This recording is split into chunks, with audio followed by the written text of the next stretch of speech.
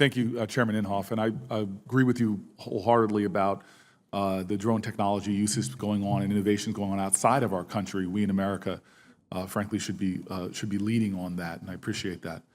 I also want to thank the panel just for your work. You are truly extraordinary Americans that provide a vital role, especially to issues of safety and security, and I'm thankful for some of the commentary that's already been made about our airports. Mr. Roth, I would like to direct some questions to you from what I consider not only a frustrating experience, but something that I think really goes at the core of our democracy and the check and balances of our government. About a week ago, President Trump issued an executive order that temporarily banned the entry into the United States of people from 7 majority Muslim countries. I'm sure you are aware. It temporarily halted the refugee resettlement program, permanently excluded refugees from coming into the United States from Syria. This order, called by many a Muslim ban, or whether it's an anti-refugee ban, whatever label you want to put on it, clearly it's triggered nationwide protests and legal challenges, and it's working its way through the courts right now.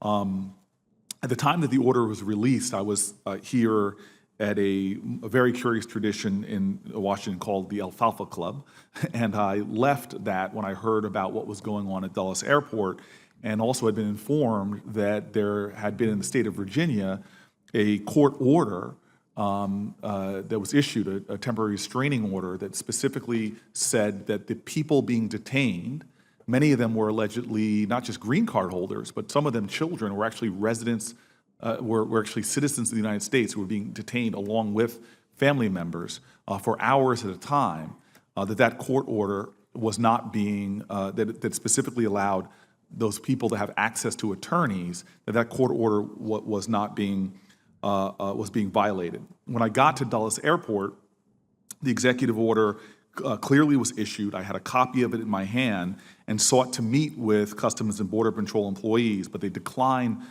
to meet with me, and they declined to explain, frankly, why they were violating a federal court order.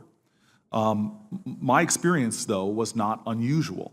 In fact, press reports have indicated widespread confusion, and some federal officials even were, there's evidence that even officials in other places were ignoring court orders to provide counsel to immigrants or potentially United States citizens detained at the airport in the wake of this order. So, Inspector Roth, you are a lawyer and former federal prosecutor.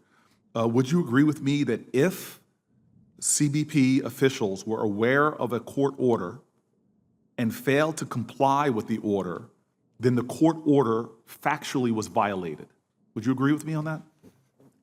That's my understanding as a lawyer. Obviously, it would have to be intentional, that is, knowing that fact that a court order existed and then choosing not to follow that court order. I think that's correct. Okay, so that's factually. So, you know, when I arrived at the order, I had Judge Brikema's order in hand, which I showed to officials.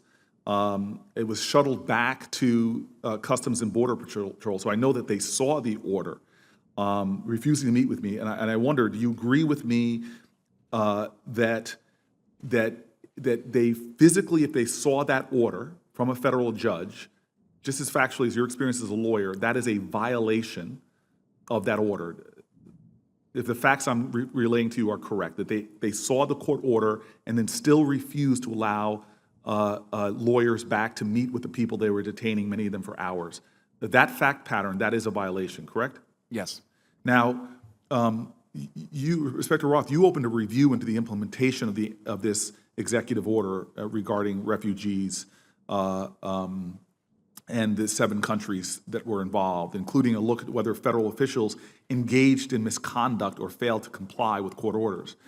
Can you just for a moment elaborate on your review and specifically tell me that if the fact pattern I've relayed to you, what actions could you take to hold CBP officials accountable? What actions, what are the consequences for such violation? Sure. Our inquiry is 2 parts. One is a systemic inquiry. Who knew what when? How was the information transmitted to the field? At what times did the various ports of entry understand, one, the executive order, and then two, the variety of different court orders as they came in?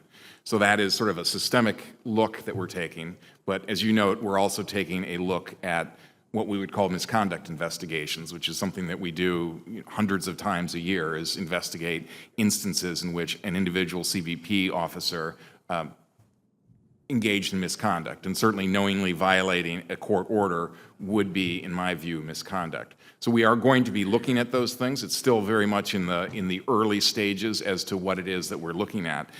But the IGs don't impose discipline on individuals. We would, of course, recommend to the department or find facts and then give that to the department for them to institute whatever disciplinary actions would have to be taken against individual members. Now, if there is a clear violation of law, we'll refer that to the U.S. Attorney's Office and the Justice Department to determine sort of the appropriate stance there. Thank you very much, sir. My time has expired.